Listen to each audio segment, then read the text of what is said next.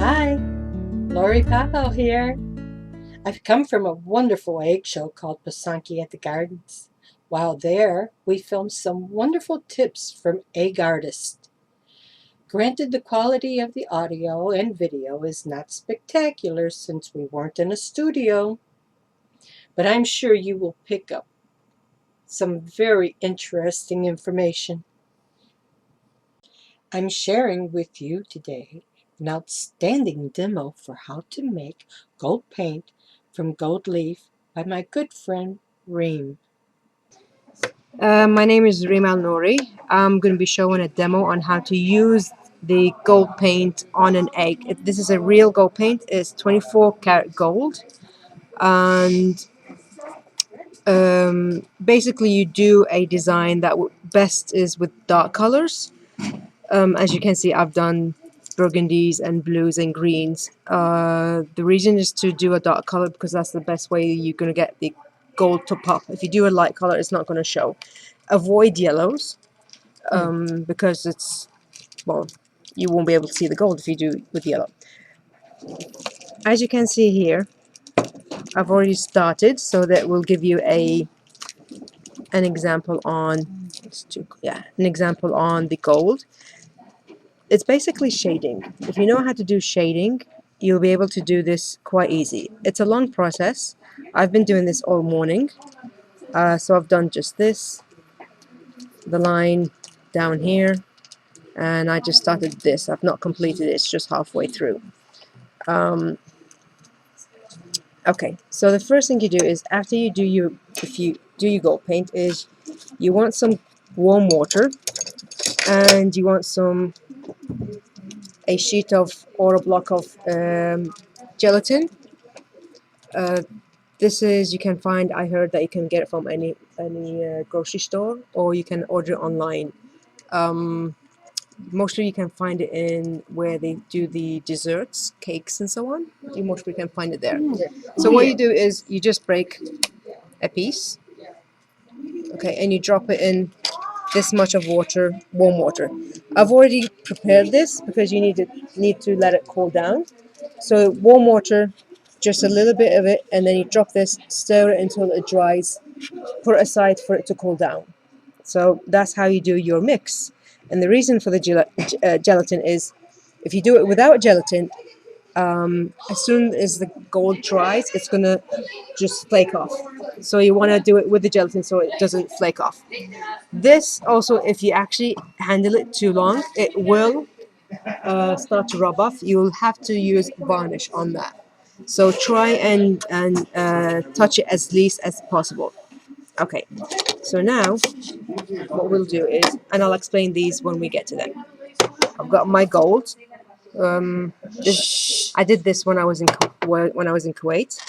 I usually use two brushes, but I've mixed them up. I use one to apply the gold, and the other one is to spread the gold. Let me just remove that.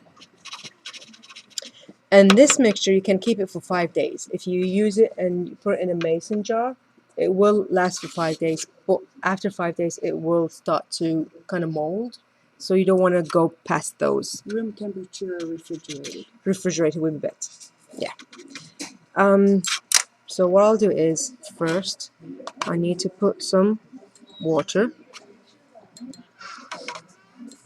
And I use, if you notice, the other side of the brush. And then mix it in. Just a small portion, not the whole dish. You don't need to use the whole dish for, you know, since I'm just doing that. It dries up very quick. Okay, so just make sure it's a nice thick consistency. And then what you do is you just get the corners. Put the gold. Yes, we are ready for tomorrow morning's to meet you. Huh? No, I've got you started.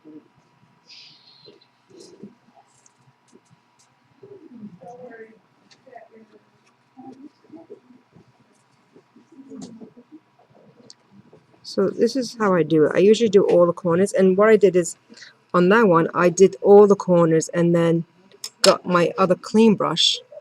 What you want to do is you don't want it wet, you want it just to be slightly damp.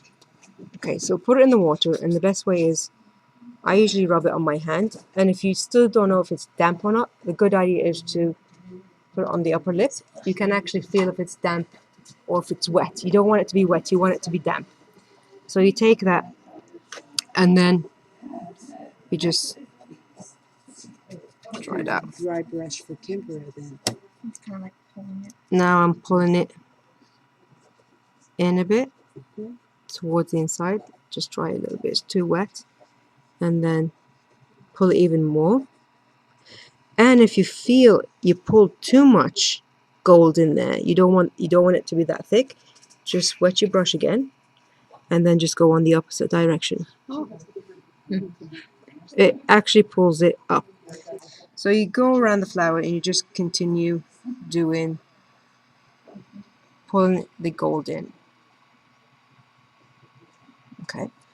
When you finish pulling the gold in, I'll show you here. I've pulled all the gold here, done all the flowers, done all the leaves, and you kind of decide where you want to concentrate the gold and where you want to make it faded.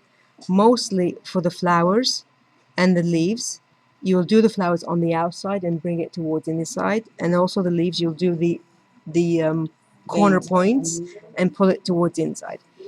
The middle of the flower, if you notice, I put solid gold.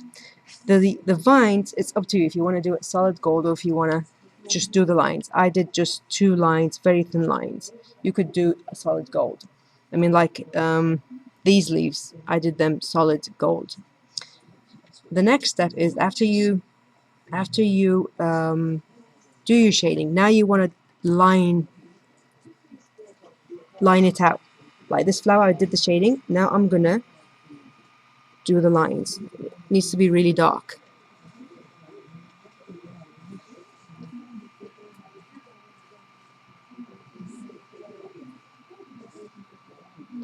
So I'm defining the gold. And like I said, you want to get that really, really dark, but at the same time, fluid enough for you to line it. And if you notice, I've lined it out, that one petal. And after you do your design, if you notice the gold is a bit matted, it's not shiny, there's no shine to it. So you get these different kind of, let's say called agate. It's a burnishing tool. Yeah, but it's a certain type of stone. So you've got the different sizes and different handles and so on. I mean, I like using this one because you can get into the really small details. If you use that size, that's good for a big detail one. So if you notice, it's really matted. If you take this and just lightly, because you don't want to scrape it off, it starts to. Wow. Yeah. How fast does it dry? Oh, it dries right away. Right away. Right away. Just like beeswax then. Okay. Yeah. So if you just do that. Wow, did you see the difference? And even the lines when you go, it makes a big difference. This you can. I've ordered these on eBay. How do you call them? You can call them the A burnishing tool. made burnishing by- tool. Yes, With agate. yes. Or you could say agate. I think I researched it as an agate pen or an agate polisher or something like that.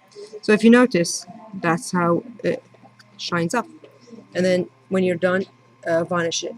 What I noticed when I did the ostrich egg, don't wait for it to finish the whole thing because you're going to be touching it so much. By the time you get to the other side, You will have rubbed it off. rubbed up. So I was doing it and varnishing, So With the brush, varnishing with the brush. I actually did it with the finger. I didn't want to take the streak off a brush and might scratch it.